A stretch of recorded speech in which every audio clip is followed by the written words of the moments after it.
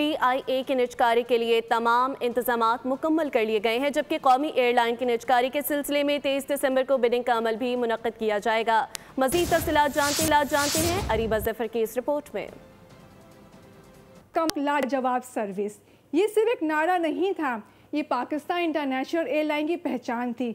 लेकिन फिर वक्त बदला और हालात भी, कभी खसारा कभी पाबंदी, और यूं कौमी एयरलाइन की ऊंची उड़ान रुकावटों में घिर गई। अब IMF की तलवार सर पर लटक रही है। PIA की निजकारी का फैसला कर लिया गया है, बोली 23 दिसंबर को होगी। PIA के 51% से 100% शेयर्स फरोख्त किए जाएंगे। सरमायाकारों को बोली में शिरकत के लिए 2 अरब रुपए ज़र ज़मानत जमा करवाने होंगे। निजकारी के फ़ौरन बाद PIA में 80 अरब रुपए की सरमायाकारी करना होगी।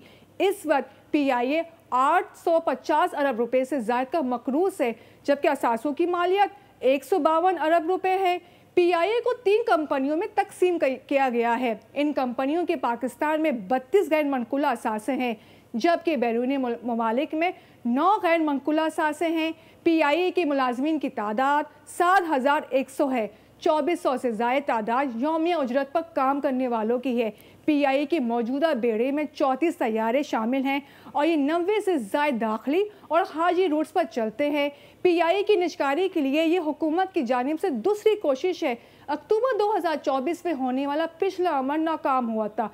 इस बार निजकारी कामयाब होगी या नाकाम, ये तो वक्त बताएगा। लेकिन $1 मिलियन सवाल ये है, रिटायर्ड मुलाजमीन की पेंशन का बोझ कौन उठाएगा?